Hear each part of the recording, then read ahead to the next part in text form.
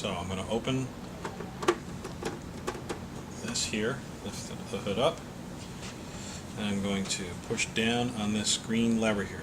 And when you push down, you'll notice that this lifts up. So you roll that lever up, and then this here, this lever has to come forward. So you'll pull that forward, and that releases the paper. And then this you'll pull down, because that's for loading the paper. This is the sensor. This is the sensor that needs to be in place when you're done. Okay, then we have this spindle here. Are you catching it? You getting this? Yep. Okay. Spindle. This plastic part has to be on the right side. Always on the right side. Never on the left. Always on the right. Okay? And then take your paper and you slide it in this way. And the paper always rolls over the top. And you fit it in.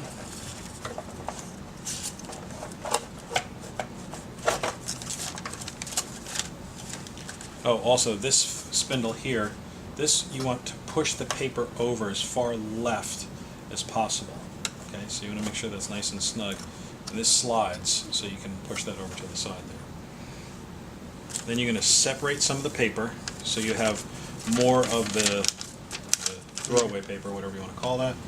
And you're going to push it down. You can't see this with the camera right now, so we'll do a close-up. You push it down in between these two little guides here. It's like a paper guide. This one here, can you see my finger pointing in here? Kind of. Okay, this one here is adjustable, so you can push that over to the left. Here you can see the adjustable guide. Then you can insert the paper, and that holds the paper down into place while you're working with it. Okay.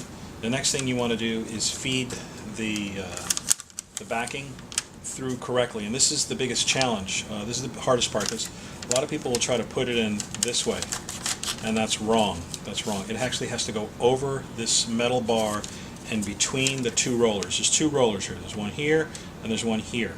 And you have to go over the silver bar and then through the silver part. And then when you want to have a nice clean edge to work with, so I use these scissors to cut that off. And you want to go through the two rollers and you work the paper in until it comes out of the bottom. So you can see here, it's now fed through the bottom. So over the metal rod, in between the two rollers, and then down through the bottom. And then you just simply pull that